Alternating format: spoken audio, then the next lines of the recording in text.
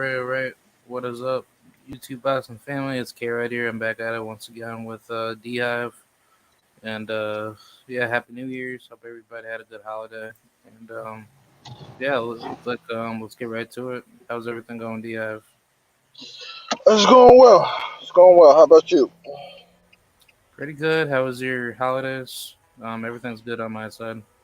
It was cool. Just did a bunch of drinking and eating good, which is always good. So yeah, mine was cool. Yeah, nice. Yeah, unfortunately for boxing, it was pretty whack. But I heard that Joshua Franco he had a draw with Kazuto Ioka. Yeah, I have still to watch the fight. I'm not gonna let one of those little fights interrupt my morning routine. I watched some of the highlights. Some people are saying Franco got robbed, but I don't know, man. Franco is fucking prone to getting draws, and honestly, he shouldn't even be fucking champ right now because he lied about a headbutt in his second Maloney fight because he got his eyes shut by a punch and he didn't want to get knocked out. So I've never been a fan of fucking Franco. Bam is obviously the superior of the two brothers. But yeah, no, I mean that's pretty much it. I wasn't really looking forward to it. I mean, I don't even know if they're gonna fucking run that back. I mean, they should obviously because it was a fucking draw. But yeah, I don't know if they're even gonna run that shit. Yeah, they actually did fight. They actually had like a third fight. Um, that was like back No, no, in no. like I know Franco and Maloney did. I'm talking about Franco and Ioka. oh yeah, definitely. Like I thought Ioka beat him, but yeah, they definitely need to run that back because Ioka he was piecing him up real good. Yeah, I picked Ioka by decision, so I gotta watch it and see what's what. But Franco has like three fucking draws on his record. I'm like, how the fuck do you keep getting draws? Yeah, it's wild. Like I'm just yeah, I don't like him, man. He's mad suspect.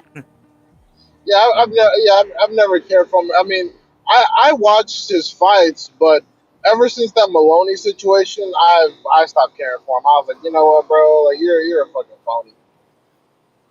Yeah, yeah, because like people that disagree with me and say like, "Oh, nah, man, like I gotta unfollow you on your Instagram or YouTube because you just have like bad boxing takes and blah blah blah because like don't support this fighter for how good they are, blah blah blah." Like it's like I don't care about you guys. Like the thing about it is that boxing should be non-partial. Like depending on who you rock with, it should be about who's coming out to be the better fighter. And the problem is that so many people got their feelings, up in fighters like asses to the point where like people just use feelings just to pick a fighter. They don't look at the style and actually go by the objective, you know, pros and cons out of each fighter to determine who's going to win.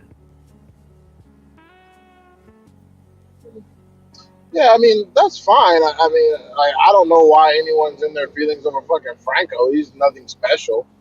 But yeah, I mean, you don't even have to particularly like the best fighters because even that's kind of a little bit ridiculous because like I mean everyone of course gravitates towards the best fighters. Don't get me wrong, but even that in and of itself, I mean, even if someone's not the best and you happen to like them, that's fine. But when breaking down the sport, you can't get mad about objective criticism. Every fighter is going to get critiqued, even especially the ones that are the best. So if you believe your fighter's the best, critique shouldn't bother you. It's only dudes that are insecure about critique where it bothers them. Like when you love a fighter and you're saying that they're the best, but you know deep in your heart they're not the best, that's when critique bothers you. That's why people get mad whenever you talk shit about fucking Canelo or Crawford or fucking AJ or Usyk, because it's like, come on, bro, we know who beats these people. We know who Yeah, beats these goddamn people. So it just is what it is, man. I don't know why people get so emotionally invested in this shit. yeah, it's just like people don't understand like that all the hyped up fighters are not good fighters at all. and the ones that are not like talked about are usually like the ones that are actually good. And once that hyped I up couldn't fighter agree gets more. upset, it's like, yeah, like it's just like I don't know if you notice it, but it seems like a lot of the dumb casuals just project to all the bad fighters that no one cares to watch, and it's just like these people, like they were never good to begin with. So Yeah, people can't tell the difference between genuine talent and something that's being pushed by the media machine. And the difficult thing is that if you're a quality fighter, you're not going to get promoted unless a major promoter has you signed. Like Top Rank would never tell you how good Devin Haney is because Devin Haney could wipe out the whole stable from 135 to 140. But now, of course, that they signed Devin Haney, oh my God, Devin Haney is the best fighter. Oh my God, he's the undisputed champion. Blah blah blah blah blah. Blah. Yeah, now they can't shut the fuck up about it. But it's just like Charles Conwell. Charles Conwell isn't signed to a major promoter, so major promoters cannot afford to promote.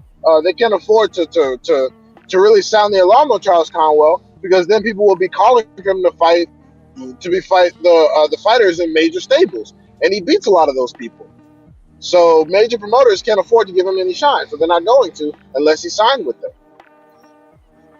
yeah, it's real sad because like I was talking to this other recent fighter in the past, and he fights at 154. His name's Angel Ruiz.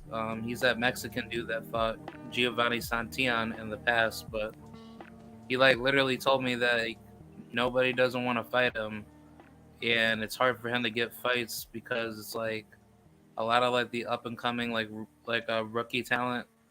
They don't want to fight like guys that are like at least like 10 fights or more, better than them. So he told me that story between him and Trevon Marshall, and I don't know if you've ever heard about it with Trevon Marshall trying to say he got injured, but in all honest reality, he never really was injured. So that card that he was supposed to be on, the David Morrell card, right? This is like what Angel told me, but he was supposed to fight him on that card, but I think like just out of like the blue, Trevon he basically said he got injured, with that shoulder injury, and when Angel they weren't informed, about it, like prior to it, right? So Trevon Marshall he tried to pull out about the fight, but then predating to the fight, coming coming closer to it, he was actually exposed for like being out in the gym like sparring, and he was still training with the suspected injured shoulders.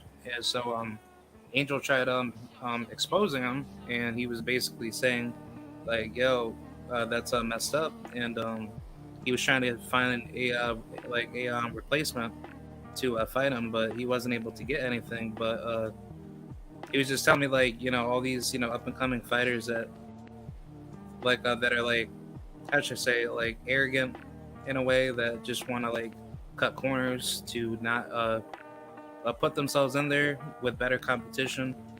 They just flays out on you. So Well, that is interesting to say the least. I didn't know that Trayvon Marshall was slated to fight this dude, but yeah, that's unfortunate if you can't get a fight. It's difficult being good and not well known. It's the high risk, low reward type shit. It's the same situation that Jerron Ennis is in. So yeah, I mean that's unfortunate, but that's the reality. That's the reality of the situation. And like I said, never get any proper promoters unless they're signed to them. yeah, Yeah, it's hard. yeah, It's just hard too because I was gonna say it's hard because as a manager, you also have to play the role of matchmaker. And if you all of a sudden you put your fighter on a losing streak, then that's people are gonna question your management skills. Yeah. So, but so what damn, you I gotta didn't be even, feeding like wait. Say that one more time. No, no. Like I was just saying, like, do managers have to like be smart with who they're matching up their fighter with? So like, do they have to like give their fighter like, you know, like low level marginal talent just to keep themselves, good with their reputation, right? Of course, because managers, fighters know when they have the goods and know when they don't. Because I mean, sometimes guys can fool you. They can look really good coming out of the amateurs. They can look really good coming out of the Olympics, and then they can look really good in the pros until they actually fight somebody, and then all of a sudden it's like, ooh, they got to reassess. Like look at dudes like Tony Yoka. Tony Yoka, yeah, Tony Yoka was an Olympic gold medalist who looked great out of the amateurs, who looked great as a pro. He just fought the wrong guy. He fought Martin Bacoli, who already been knocked out once. They figured Martin Bacoli's food. They probably didn't take him serious, and he got his ass beat the hell up for 10 rounds straight. He had no success. He got the living shit beat out of him by a motherfucker with 16 amateur fights. So now the person managing Tony Yoka got to move very carefully if they want to preserve their job and they want to preserve Yoka's career. Because I'm gonna tell you right now, Yoka, the top 5 dudes would probably knock him the fuck out. Like honestly, I don't even know if Yoka could beat Hergovich at this point. Like real shit. I really don't even know if I don't even know if Yoka can come in and fucking beat. And that nigga's like 1 years old, so that's sad. Yeah, I So as a don't think his manager, wife would ever want to be with him. like as a manager, you got to be super careful on how you move dudes like that now, because he came in looking hot. He got exposed by somebody he had no business getting exposed by. So now you got to be super careful. Yeah, but it's just sad because it's just like he really thought he was gonna have like an easy way into the heavyweight division, and that's why like I like talking to guys like Stephen Big Shot Shaw, where he was telling me like of like about the Jermaine Franklin situation of him basically ducking him, right? And he was saying like, how was it that Jermaine Franklin just wanted to pull out about the fight between him and Big Shot? And he had like a really good interview recently with this one YouTube channel. I think it was called Hot Minute Boxing podcast or something. But he was like literally saying to the guy like how was it that Jermaine Franklin decided not to fight him, and he took like what almost like a year and a half off, right, to go ahead and fight Dillian White or somebody of that caliber, and he wasn't doing anything at all to even get that opportunity. So I mean, it's just like a case in point for like fighters that want to like take like the easy route of thinking they could just get soft touches and they could just duck their way to the top. It's like that's not going to happen. It's always going to be like there's always going to be like a curse behind that. So I think it's always important to like put yourself in there with all the difficult level talent so that could prime you ready for the upper echelon. Oh, I'm sorry. Go ahead. Oh no! Like I didn't say anything. No. Oh, okay. I was gonna say, I don't agree with him ducking Stephen Shaw, of course, because I like Stephen Shaw. But Dillian White, at the very least, is a fucking is like a name. Is like a name in the UK. So I could see how they were trying to get a bag out of that. I could definitely see that. And honestly, Jermaine Taylor probably did do enough to win, but they knew over there in the UK they could rob him. Whereas if Eddie Hearn had chose to fight Shaw, or if Jermaine Franklin chose to fight Shaw, the way they both fight, there's a realistic possibility they both would have got knocked the fuck out. Like Shaw isn't the most devastating puncher, but he shows so much separation in the boxing department between those two that you wouldn't have been able to rob Stephen Shaw on the cards, because Dillian White would have looked like straight garbage in there and probably got himself. Oh my god! Yeah, he would have been. Unlike Jermaine Franklin, Stephen Shaw has excellent. Yeah, unlike Jermaine Franklin, Stephen Shaw has excellent hand speed, and he definitely would have been able to get that uppercut off and probably put Dillian White to sleep.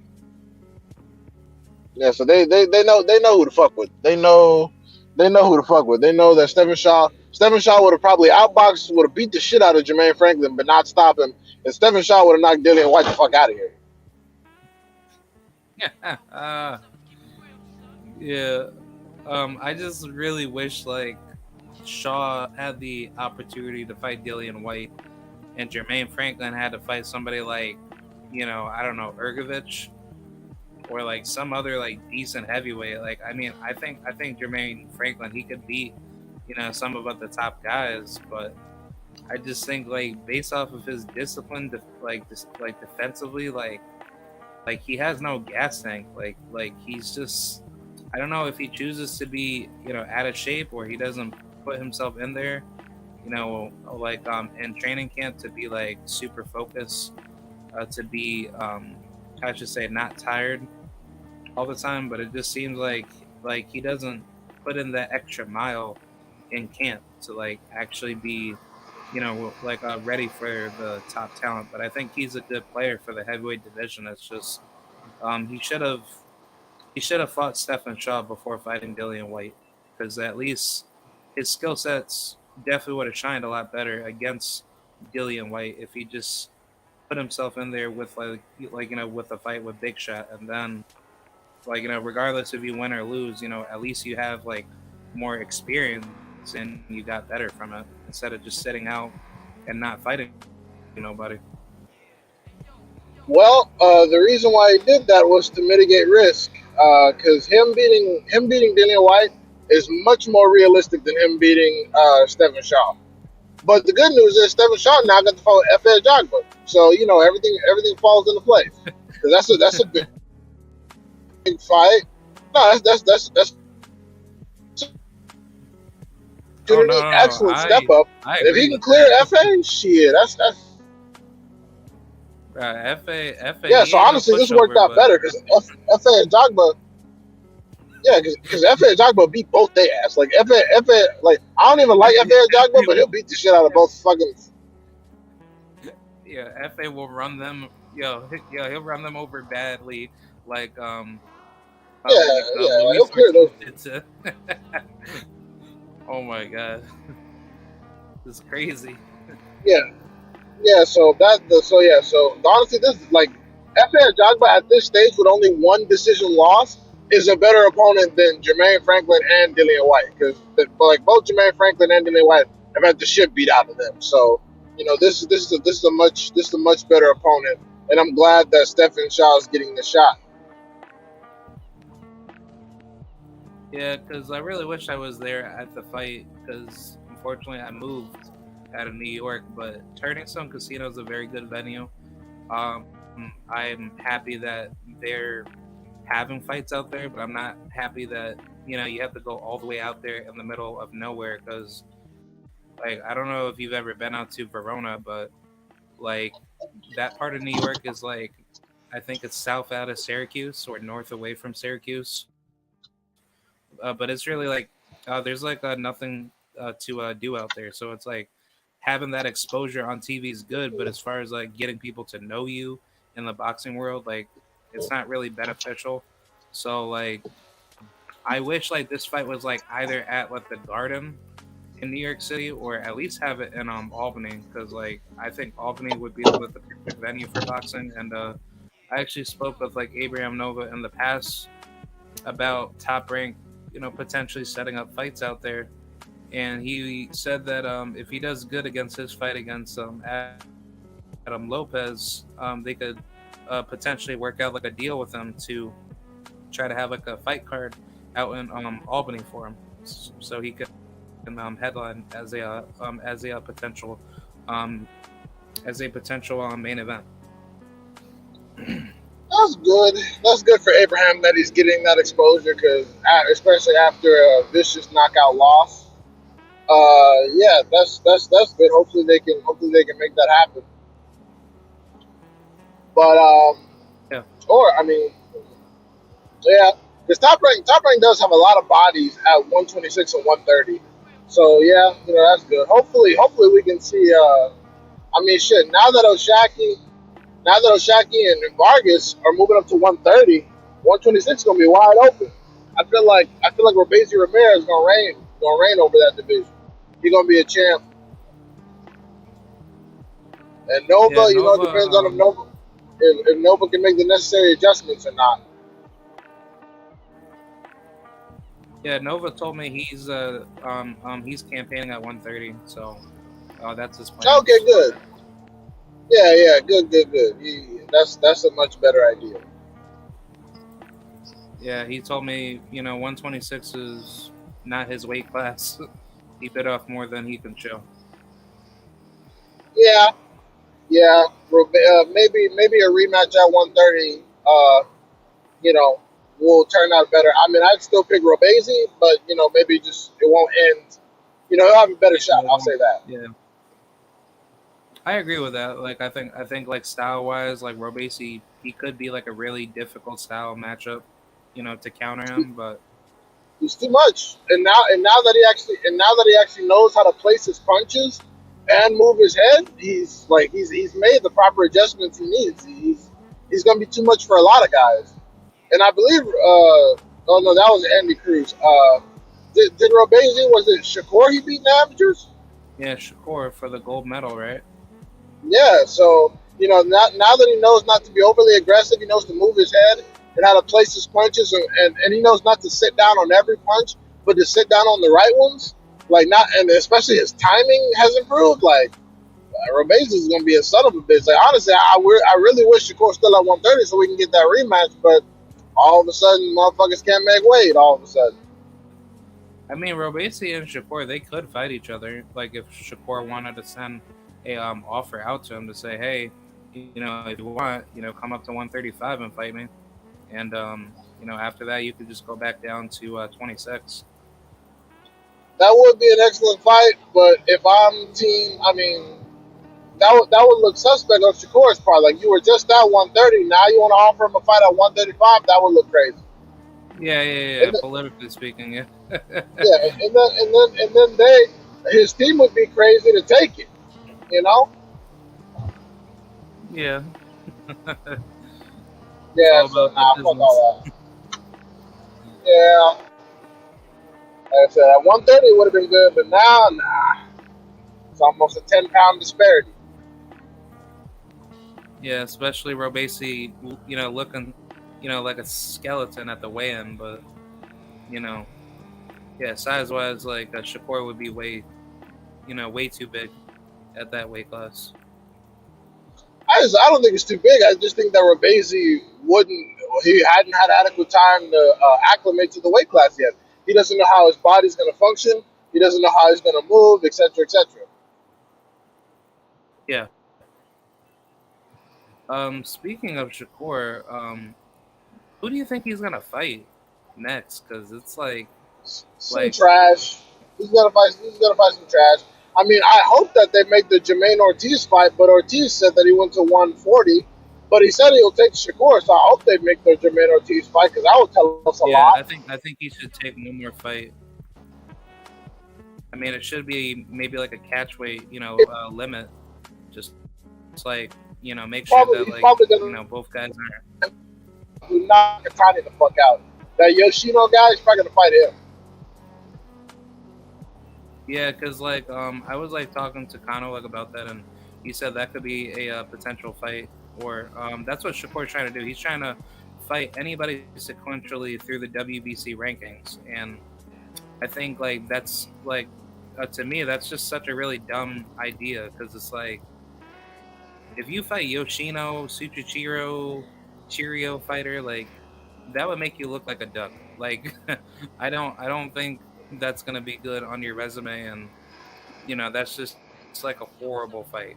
But if you fight Jermaine Ortiz as your welcome to the division fight, I think that's a perfect fight. Not only because I think like style wise it's a very good fight, but like that's a good fight for both guys for for like a 50-50 level, skills based matchup. But I mean if Shakur wants to go straight for like a title and let's just say nobody else is like available, I think like the best opponent would be maybe fight uh I don't know, that's really difficult because it's like I don't know who else would really be there, because it's like there's really nobody else left unless he could fight maybe Edwin De Los Santos, but from what I hear, he's gonna fight Pitbull from what I heard. Word of mouth. But then after that, who's left? I think like the best fight right now is definitely Jermaine Ortiz. I don't think fighting Yoshino would be a duck because that guy is big, he's strong, and he did what Tiafimo and Lomachenko couldn't. Well, Lomachenko stopped him, but he did what Tiafimo couldn't do, which is stop Nagatani or whatever. So I don't think that'd be a duck. I do think Jermaine Ortiz would be a better opponent. I think Jermaine Ortiz will beat up Nakatani and Yoshino as well. So, but yeah, we just gotta see. We gotta see for the most part. Um, oh fuck! Come on, don't light me up. No, no, no, no, no. Okay, cool. Yeah, sorry, I was making sure a cop didn't come on me.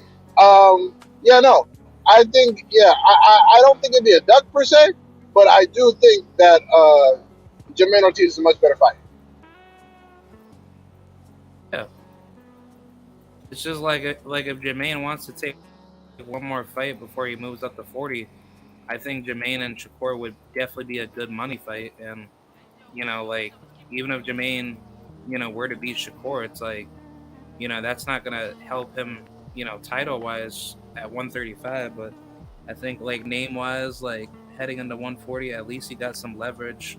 Moving up, to the division. At least you finished up, your last fight there at 35, and then just try to get better smoke at 140. But I think either way, Shakur, at this stage of his career, he needs notable names. He can't just fight, just like a nobody now. He has to fight, top quality opposition.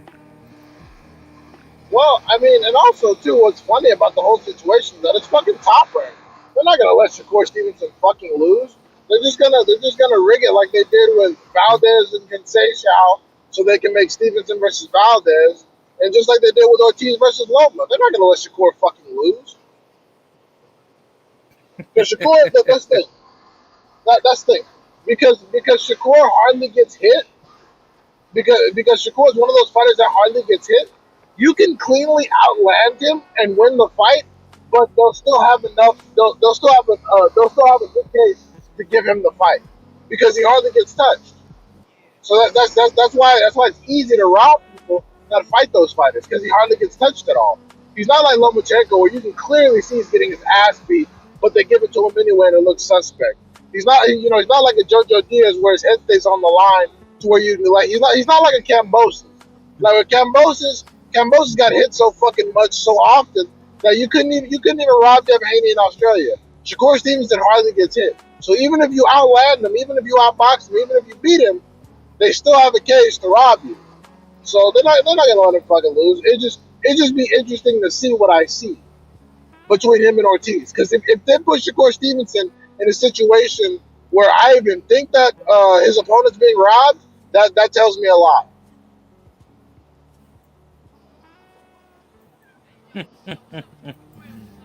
Yeah, I mean, Because I'm just very surprised. Yeah, I'm just very surprised that Shakur is trying to act all tough heading into 135 as if he's gonna beat up on everybody. But it's dude, if you're really about that work, you should like you said, back and let the pass.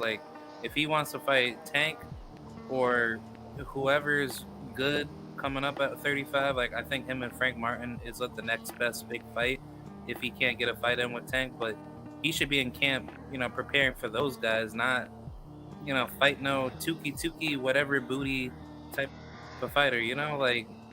It's either killing season or just basically get laid the f out. Like that's just how I see it for Shakur. It's either kill or be killed. my thing is too. if you really are serious about fighting the top competition, you have to be serious and you have to be prepared to leave Top Rank. And that's just is what it is. Because Devin Haney, when he was serious about getting fights, he left the zone and went to Top Rank. So the same energy Devin Haney showed about fighting the best, Shakur has to show to fight the best. The same as Mikey Garcia left Top Rank when he wanted to fight the best in Errol Spence. So Shakur, so I don't want to hear Shakur just talking about hiding out at Top Rank for fucking years.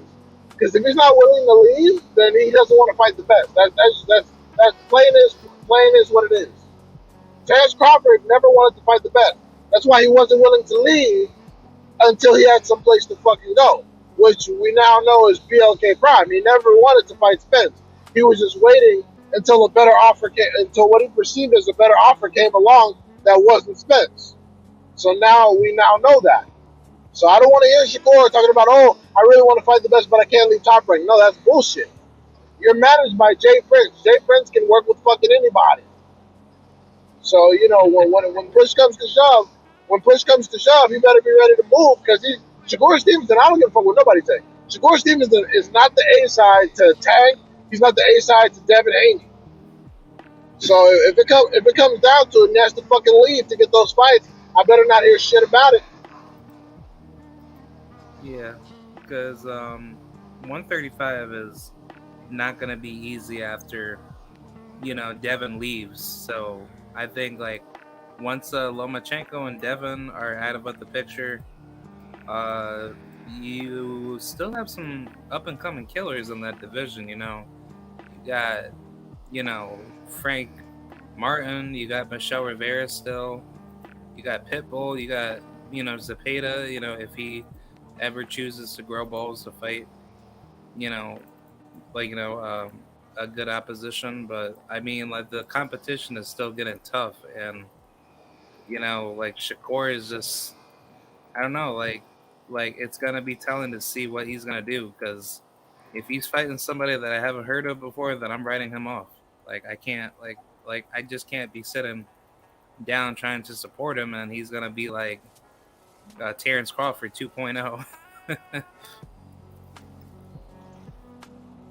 Well, I will say that the people that he has called out have been avoiding him, but he's been calling out a bunch of people that makes no sense.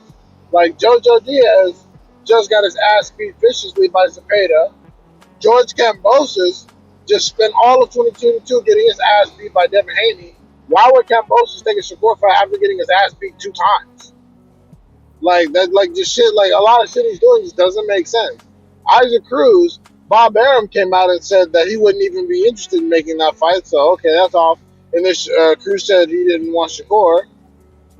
Zepeda's out, so it's just like what the fuck? Like, how about you call out some people that are actually on Top Rank at 135 that they can make? Like Abdullah Mason, Raymond Murataya, Carlos Balderas. Yeah, They're all that's a good fight.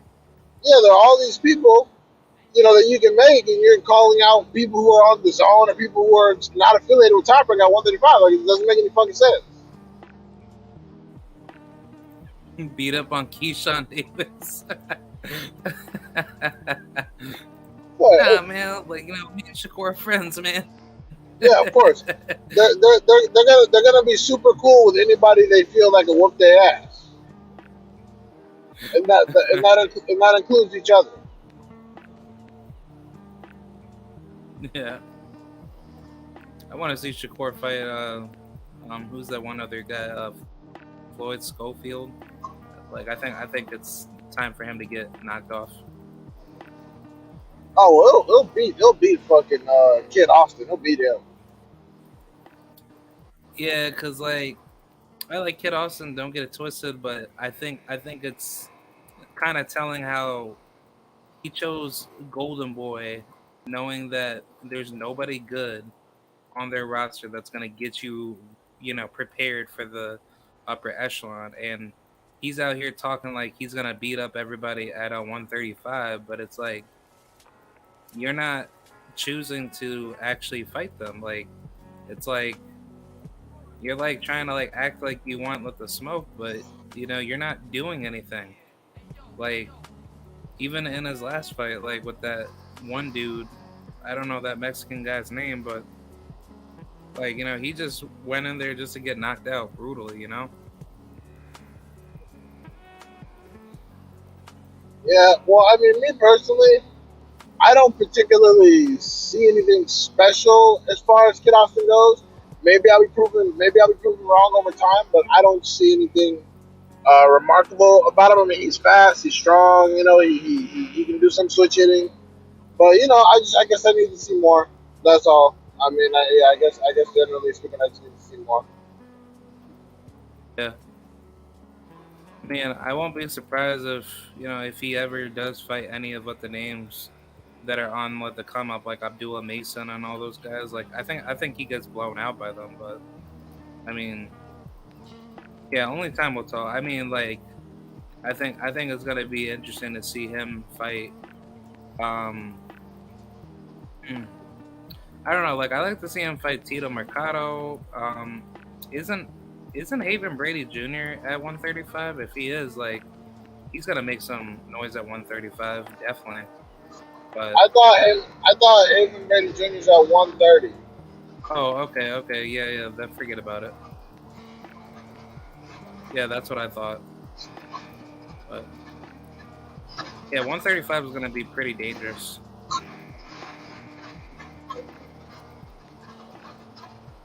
But yeah. Let me switch fight cards and did you hear the big news with Mana Serrano getting undisputed for Erica Cruz? I did, and that's a good fight. Although I'm not sure why Baumgartner is and that random chick of the co-main, right? Yeah, she's a co-main. Like I heard that. I think like from what I heard, I'm not so sure if it's true, but I think Choi she decided to vacate her title, and now the title's vacated for Baumgartner to get undisputed. With I guess at the next available woman. I think her name is McCallid. I think that's her name. Yeah, you see, management had some choices, and they chose the route of least resistance. That's what Choi Ductor. I mean, basically, because I mean, how much of a chance were you giving Choi to win? Not much. I mean, I like Choi. She's a good, decent fighter, but she's definitely defenseless. With her defense, and I think style wise, it definitely would have been like a absolute runaway. For like Alicia beating her. So I mean, this McCallard woman, she's like a little bit better, but she's not like she never fought for like a world title before, and her experience and skills doesn't seem to even be matched, closely with like Alicia. But Choi definitely would have been a absolute domination. So Yeah, right. I mean, so I'm not like I said, I'm not saying I agree with the judge, but I understand it because she would have got demolished. yeah, yeah, coming all the way out to like America just to get beat up. Like, she's from South Korea, right? Yeah, she's a South Korean woman. That's what I hear.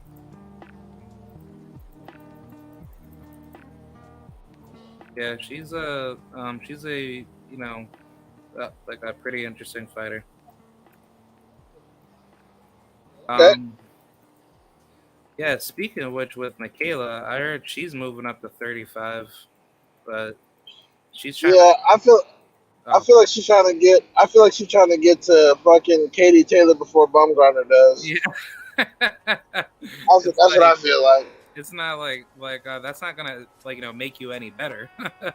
It's just like okay, like you fighting like a old Katie Taylor. Hit the Katie Taylor before Alicia does. It's like Alicia's getting undisputed first at 130. Like it doesn't matter. Well, I mean, isn't Katie Taylor undisputed at lightweight? Yeah, So that Michaela would then be undisputed at lightweight. yeah. So I mean, if they want to fight after, I mean, depending if like Alicia wins, but okay, like I mean, like they're not there yet, and then on top of that, Michaela, she lost to like Alicia, so like, why would Katie even want to fight her in the first place? It's like, politically and business wise, that doesn't make any sense. Because Michaela Mayer is a bigger name than a lot of people that she's already fought. Yeah, 145 is like pretty weak, so that makes sense. Yeah, so I mean, yeah, I get it, but my thing is, I'm thinking after Alicia clears this chick, she should make a fight with Katie Taylor or even Amanda Serrano for Yeah, under. yeah, yeah. I was just about to say that. I was Yeah, like, yep, I'm all for it. It's a 50-50 I, fight. I would either go up for Katie or make Serrano come up for me. Yeah, fight me at 130.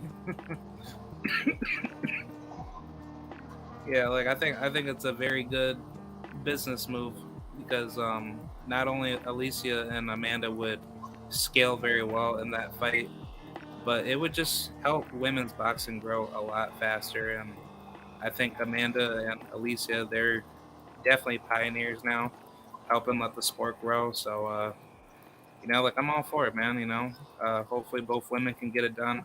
Like I really wish I was there to definitely see it, but unfortunately, due to like my financial situation, like I would definitely go like if I didn't have that like in front of me, but I would I would definitely like to go out to the garden for the third time to go see that because that's going to be a very lit card.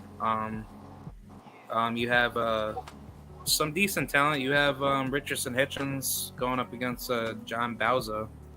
I can't wait for that fight. That's going to be a really good fight.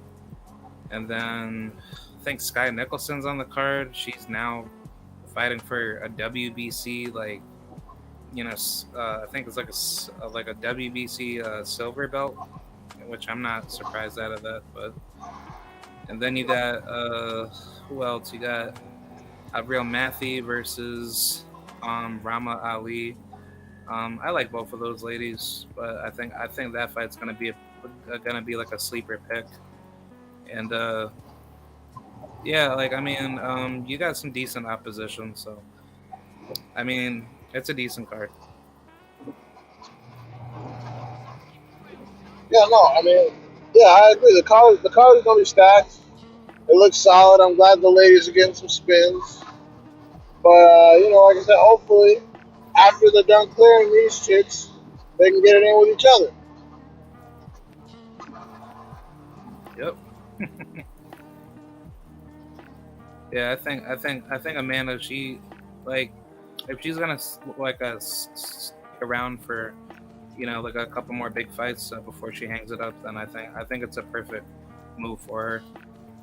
And she's definitely a lot more focused in her career, and like I think she's starting to look a lot more experienced and skilled. So I'm all for her. She's definitely succeeding. So um, it's gonna be a pretty good fight. I think like for Erica, like I was thinking initially she was gonna continue to avoid like Amanda because like initially she didn't want to fight her and she was making up excuses to say that that like Amanda didn't bring anything to the table and she was basically just not wanting to fight her and she was embarrassing herself in the process. But now that I guess that the business is right, it's like she already knows like what's gonna happen if you didn't want to like initially fight her. So I think the fight's gonna be really like telling,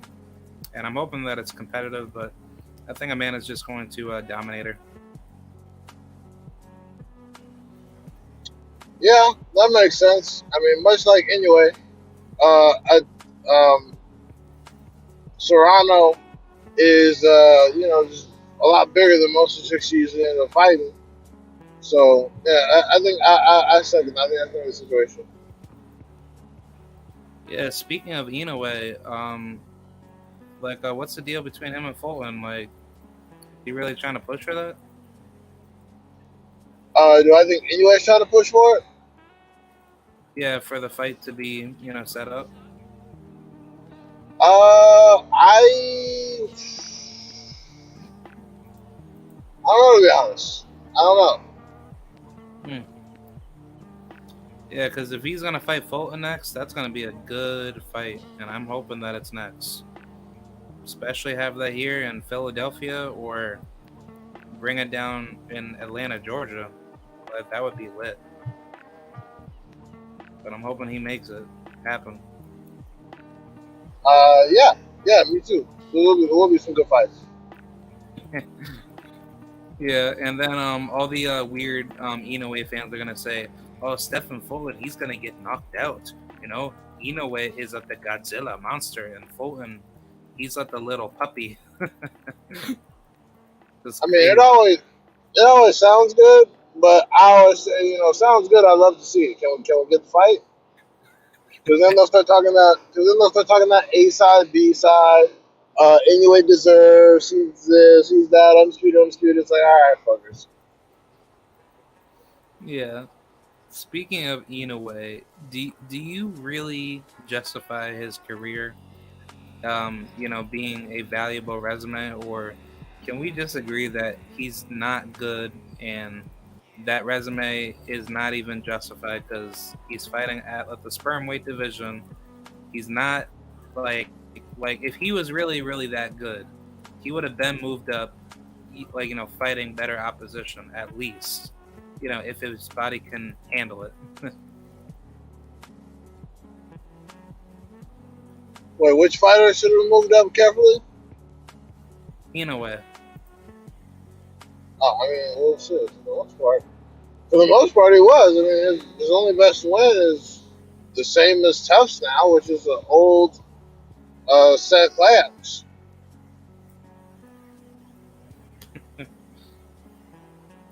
Yeah, because it's like, just never like theoretically speaking, like if he was able to move up to higher weight classes, like could it be fair to say like let's just say for example, like if he was really all about the best fighting, like the best, like let's just say him and Gervonta Davis back in 2017, when Tank got his first title at 130, like if he was like about that life, like would you agree to think that's something that he could have done, right?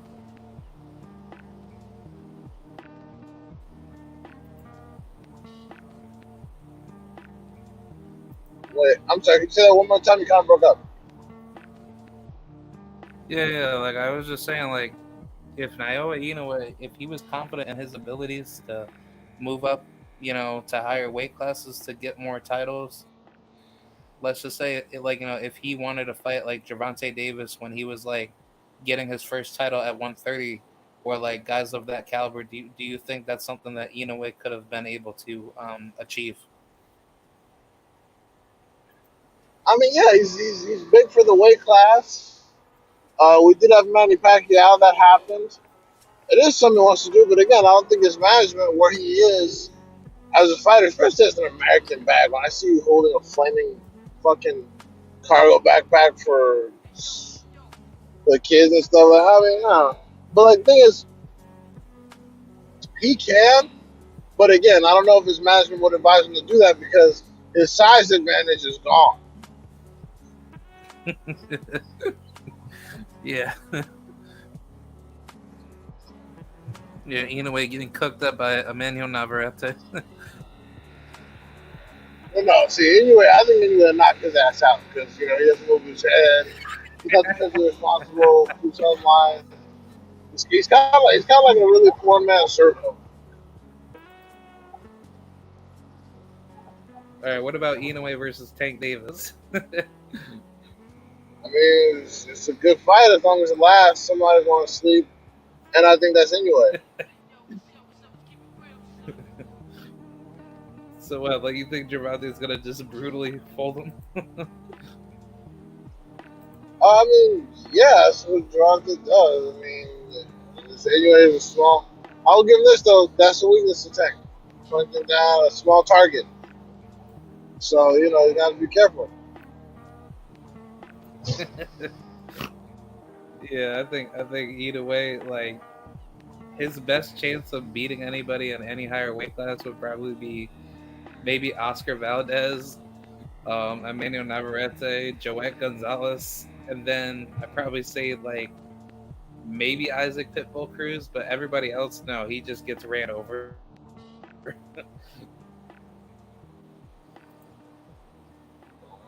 Ran over might be some strong language for this particular person, but excuse me. Oh, really? Yeah, like I don't know if he gets ran over, but I see what you mean. Yeah. What what names do you think Inoue is gonna fight? If he's able to, come to the table for the big fights. He can get Aleem versus Inoue. They don't want to fight Aleem. I can buy him. Uh,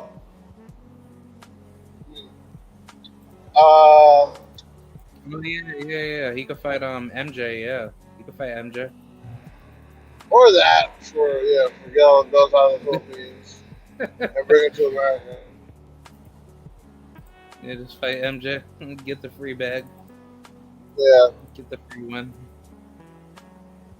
Yeah. Um. Yeah. Let's switch fight cards and let's talk about the Gervonta Davis fight card because that card is lit and I'm definitely excited for all those fights. How you seeing it playing out with Andrade and Demond Nicholson and all the other main card fights.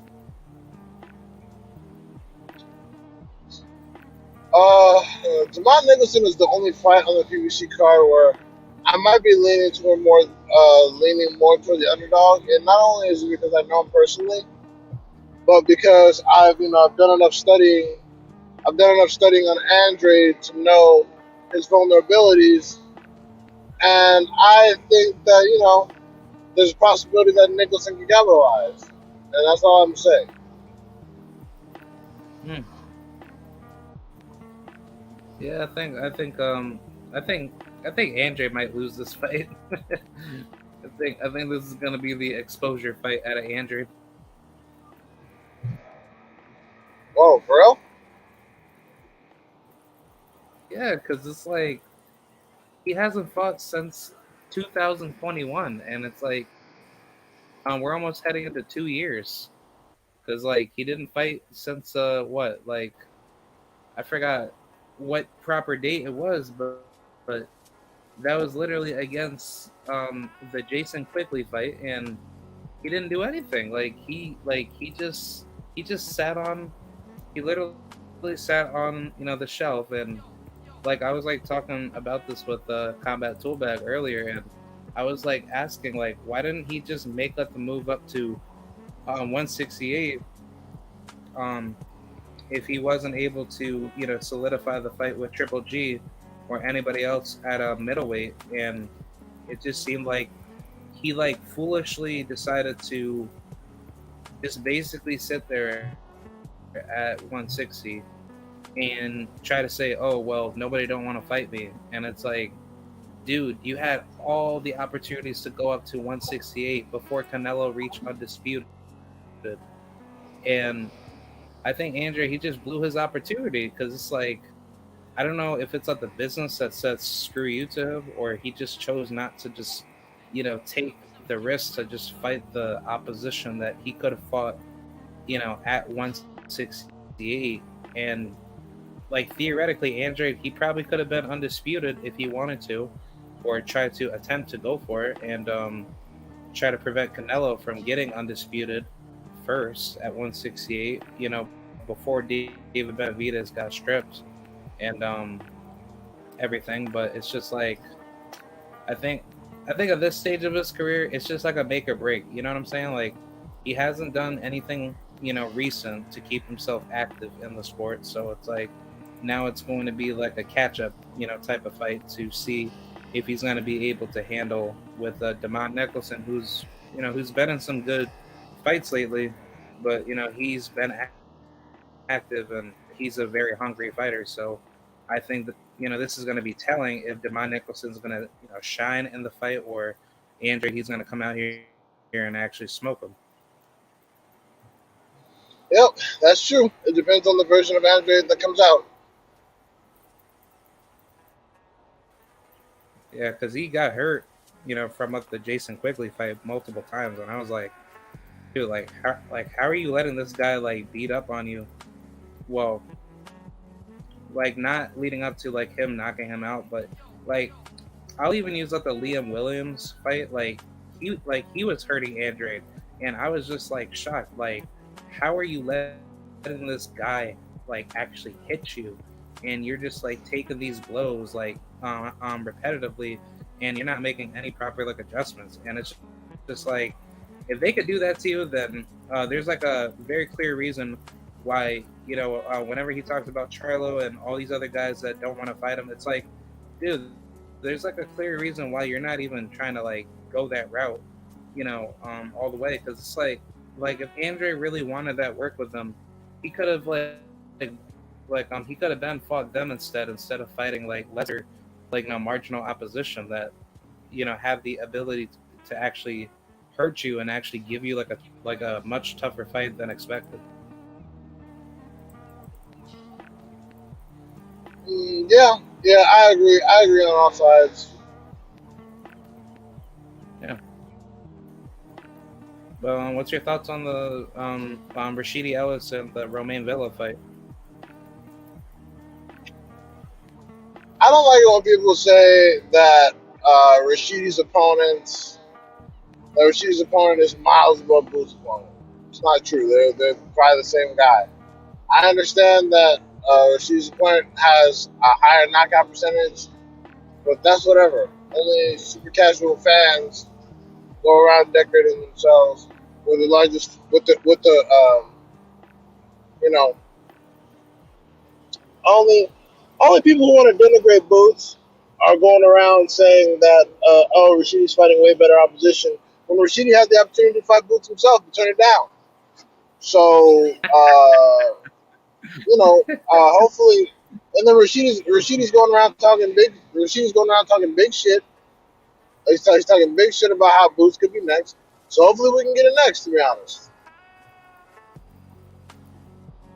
Yeah, I'm really hoping so. Because if he don't fight Boots next, yeah, let's just say he gets cooked by Romain Villa or something like that, and he decides to just, keep himself avoiding, all the top welterweights, and I think it's time for me to write him off. I don't know. I think I understand the whole thing with him and Golden Boy, him being screwed over, but it's dude, if you knew this from at the beginning that Golden Boy was not going to treat you the way you wanted to be treated, it's you should have never been with him in the first place. And now here we are, in the peak of your prime.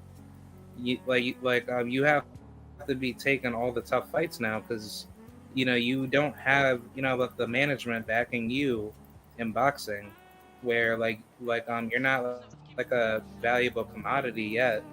But I think his opportunity is fighting Jaron Ennis, not fighting nobody else other than him and maybe Virgil Ortiz, in which I understand he said that he wanted that fight when they were, or when he was with Golden Boy. But it's you could still fight Stanionis.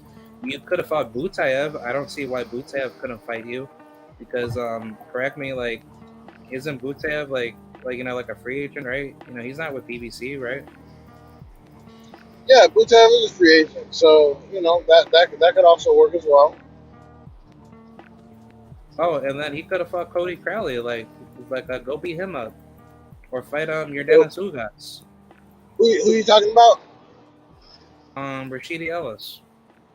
Oh, okay, I see. Yeah, these are options that he has had, but he has yet to execute. He's talking about the layoff, potential build-up, vacant belts, whatever, what have you. So we just got to see, man. We just got to see. Hopefully, like I said, we can get some legitimate smoke between Ennis and Ellis. But we got to see what's going on with Rashidi, because it's clear Duran wants to fight these dudes.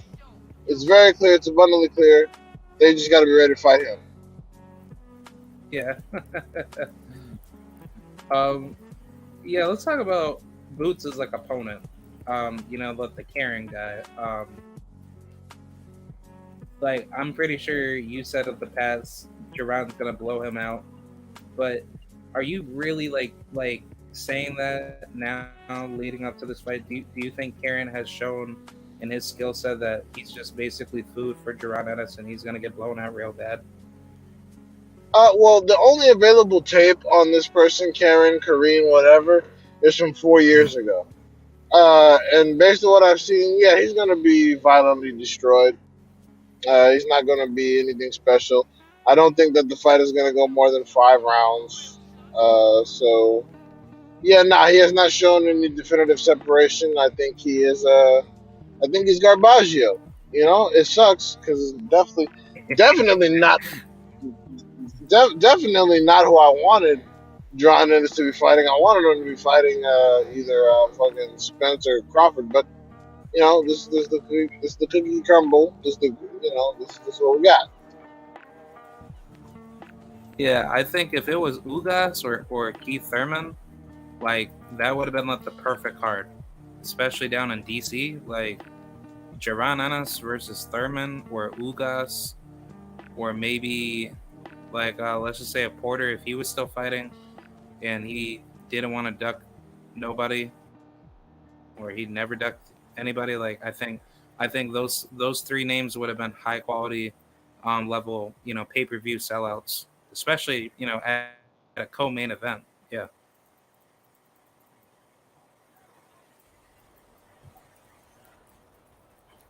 Yeah, no, I Yeah. agree. I agree.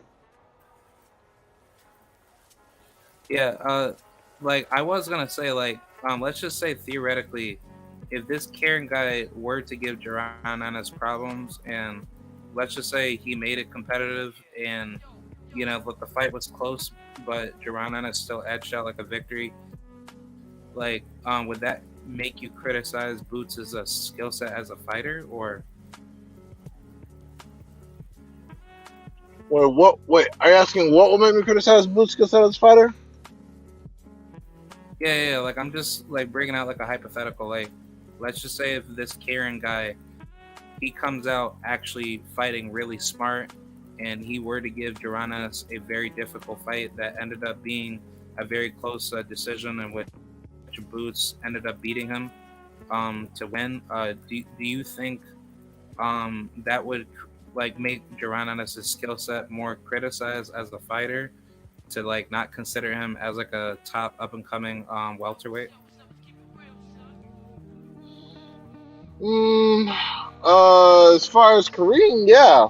I don't think it's gonna do anything. I definitely don't see it doing anything for Duran. I mean, Duran is expected to destroy this dude, so when he does, no one's gonna be shocked.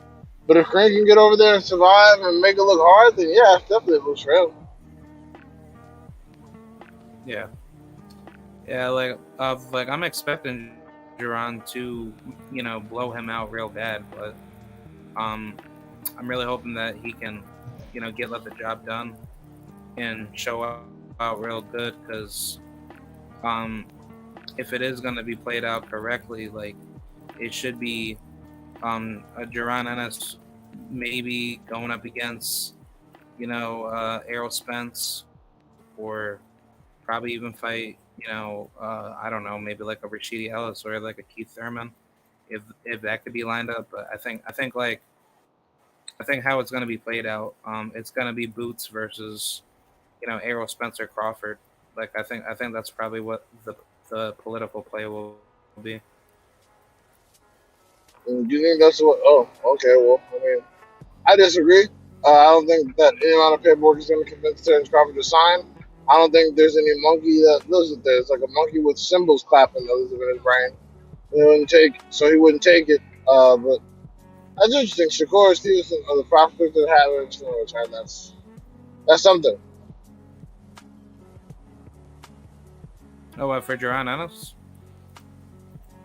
Yeah. Hmm.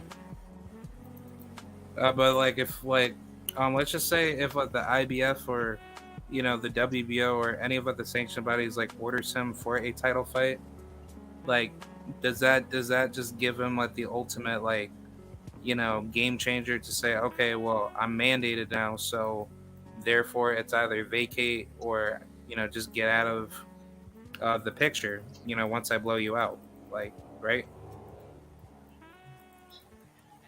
Right, right. I mean, that's generally why fighters do that. But what was your question? No. Like, I'm just saying, let's just say if Duran Ennis, if he gets mandated to get the title shot for Errol Spence, or let's just say Crawford, because like I was hearing, I think from BFTV and other sources saying that Ennis, he has like 120 days prior to April, right, for him to to be I guess the mandated fighter for for either of the sanctioned bodies that he's highly ranked in, right? Right.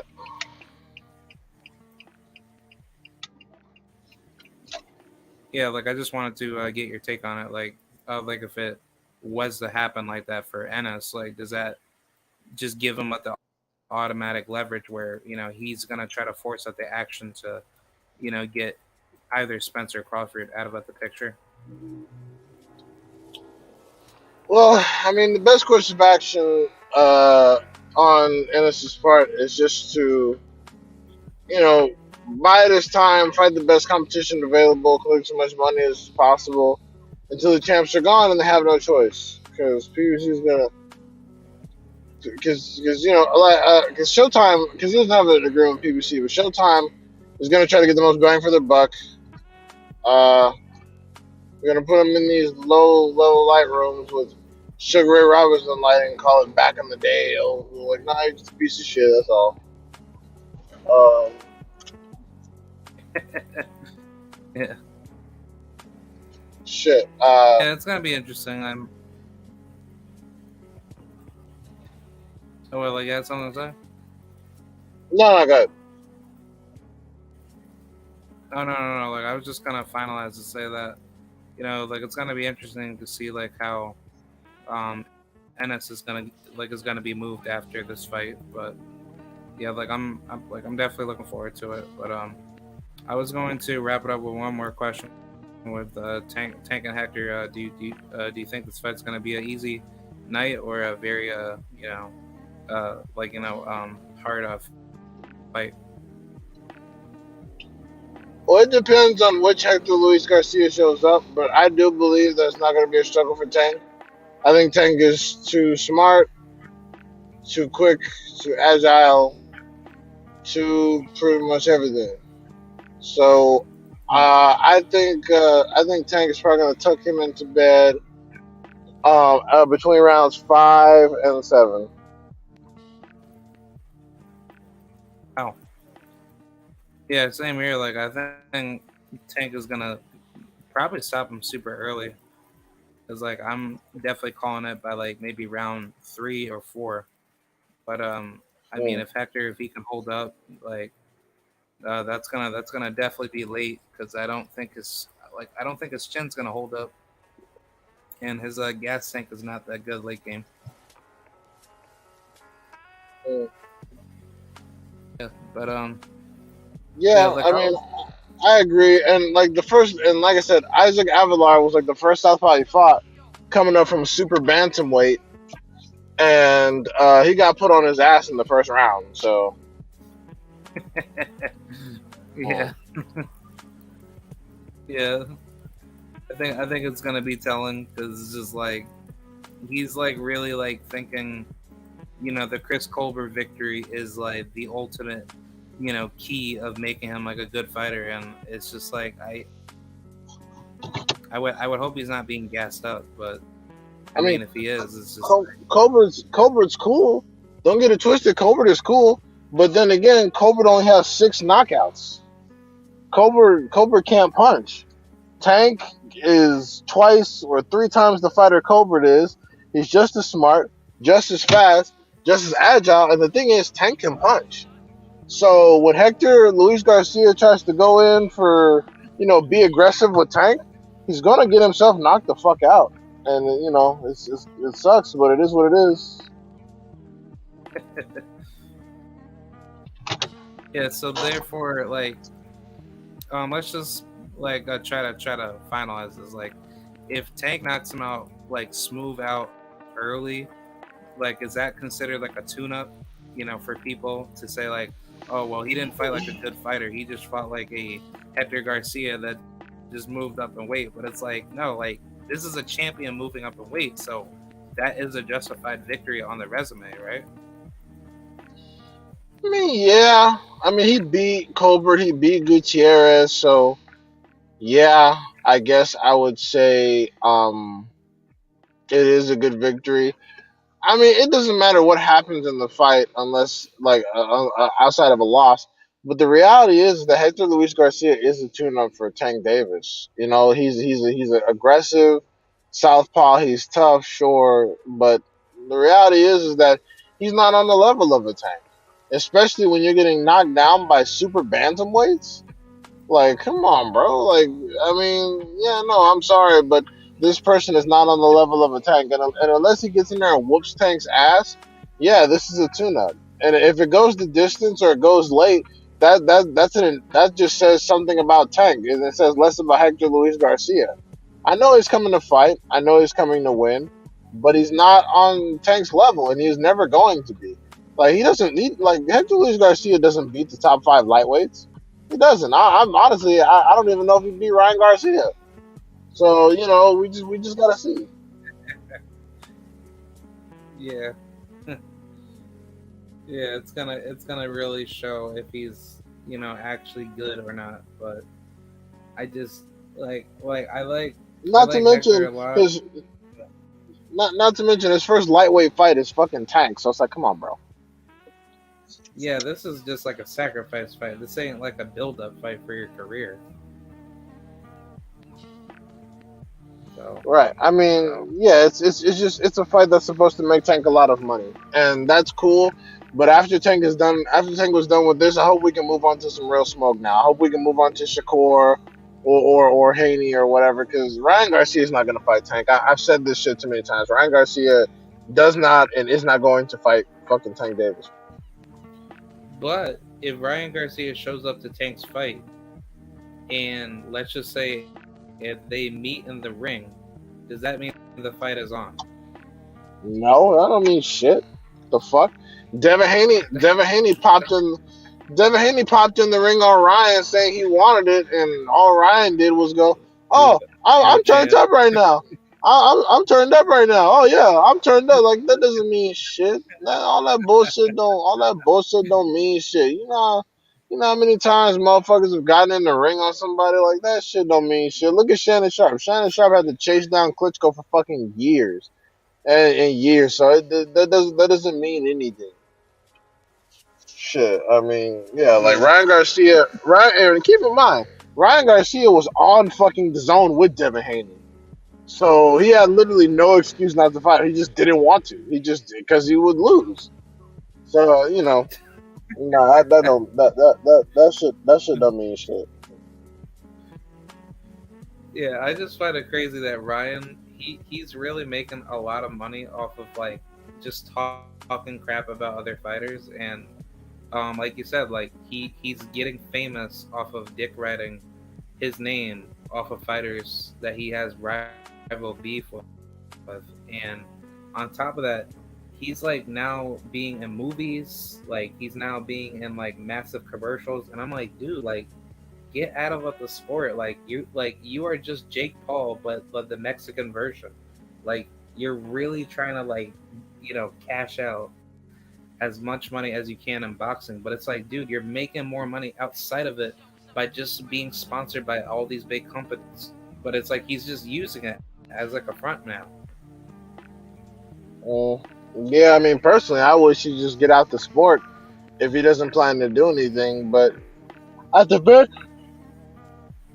at the very least, he's not holding a belt and he's not actively holding up the rankings. So I'm cool, to be honest. Like, do whatever the fuck you want to do, Ryan. If you want to, you want to do these bullshit fights and make some money, whatever. Just don't get to a point where you're doing title eliminators and holding up the rankings or holding a belt and then fucking up the boxing, because then you end up like Terrence Crawford. You're just taking up space. So if he wants to go the Jaime Munguia route, my nigga, do that shit. I don't give a fuck, but don't start fucking up actual boxing now. That's why he's always fighting at these dumbass catchweights. He's always fighting at 139 or 136 or some stupid shit. It's always stupid ass fucking catchweights. Yeah, Ryan Garcia, he's such a cornball, man. Just gets me so angry seeing his dumb decisions. But yeah, I can't wait for this weekend, man. That's gonna be a very destructive card. And then on top of that, I heard Errol Spence. He's gonna fight in like maybe June or May, right? Somewhere I around saw there. April. I saw April. Oh, okay. Sweet. If he does that on my birthday, yeah, I'm definitely doing that. I actually would like to go to a Errol Spence fight because I'm not far away from Texas, so I could definitely go there. Yeah, I mean, it's gonna be huge. It's either gonna be fucking. I mean, it's gotta be Boots or Thurman. So, because I know Crawford's pussy ass not gonna take it. I just Crawford has made it clear he does not want to fight Spence. So it's gonna be one of those. Probably fucking punk ass Thurman. Yeah. And then I also heard about the whole Jermell Charlo situation with his hand being broken. So I was really looking forward to seeing him knock out Tim Tszyu. He's still going to, unless Tim Tszyu decides to have a replacement fight and then he loses to that person. 'Cause I'm gonna tell you right now, fucking Harrison and Fandora, they'll both beat Tim Tszyu if they do it right. But that would be interesting. It'd be interesting if Tim Tszyu can knock one of them off. Yeah, I think that's a perfect fight right now for him to stay active instead of waiting another whole 6 months, right? Just to get blown out by Charlo. Yeah, so I don't know how long the rehab is, but yeah, I mean something like that. But yeah, I was saying if he can knock one of them off in the meantime, in between time, that'd be a hell of a statement. I mean, honestly, I think it's more likely that he beats Fundora than he beats Harrison, because Harrison is fucking smart. Like Harrison is smart, and and Harrison has been knocked out 3 times, so he knows what his primary issues are, whether you're orthodox or southpaw. So yes, I think that him and Fundora, that'd be a banger, though. They both go in bombing. Yeah, I think Fundora would stop him. It would be a fun fight, but it's that'll be an absolute beatdown. I think it'll be competitive, but yeah, I think Timmons will still lose. Yeah, I think Fundora his downfall would be him getting beat up by Charles Conwell or maybe Tony Harrison. That's a losable fight. I mean, yeah, when you're talking about the upper echelon guys when it comes to boxing, those are all losable fights for Fundora. But he's a big dude, he's very durable, and his head is very, high up in the air. So you have to make yourself vulnerable when you're trying to hit him. People don't go to his body often enough, but Lubin showed that he's vulnerable to the body. So people gotta chop that tree down. Yeah. um, yeah. I also heard that Jesus Ramos, he's going up against Joey Spencer. I don't know what date, but that's gonna be a fun ass fight. I can't wait. That's an excellent fight. They both need that, and I love how PBC is matching their undefeated prospects and making them fight. That's excellent. Yeah, and I love Jesus Ramos. He started at 140, and then he moved slowly up to 47, and he looks way better at 154. And he's a top 13 super welterweight on BoxRec, and he's a top 10, like American fighter, and yeah, he's a beast. Like I think he's a pure definition of how to build a fighter properly, and just everything he's doing right now is just perfect. As far as where he's gonna be in the future, like I think like if he does beat Joey Spencer, which that's what I'm thinking inside my mind. Um, I like to see him in maybe Brian Perella fight, or he could fight Brian Mendoza. Wait, did he ever fight him? Didn't No. he already fight Brian? He already beat Brian Mendoza. Oh yeah, yeah, yeah, yeah, yeah, yeah, yeah. Like I'm sorry. Yeah, like I got mixed up. Yeah. Yeah. He could fight Charles Conwell. That's a good fight. I Oh don't know if you'll God. agree with it. Oh really? Uh, is if they want to put him. I mean, hey, if they want to put him in there, I'm all for it. But that shit doesn't end well. To be honest, I don't even know if he beats Joy Spencer. Because don't get me wrong, I like Jesus Ramos. He's very aggressive. I like him, but Joey Spencer hits pretty hard, and Joey Spencer's been working on tightening up his defense and foot movement. So that's gonna be. I think it's gonna be a little bit of a chess match, and it's gonna be a matter of who can take whose power.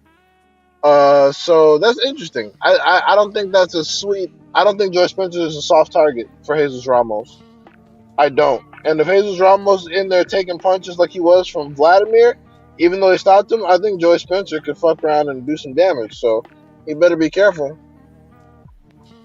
Yeah, Joey, he can hit, and just because he had two back-to-back unanimous decisions against Kevin Salgado and Huda Razanov, uh, these guys are pretty sturdy like opponents. So it's like he's not like choosing to like not knock nobody out, and I think it's good that fighters go the distance more in tougher fights versus just you stopping somebody, because it's like it's good to see a knockout in boxing, but it's still boxing. So it's like it's all about you mastering the sweet science versus you going in there and playing rock'em sock'em robots, and you're not really gaining success. All you're doing is just commencing more damage to your health.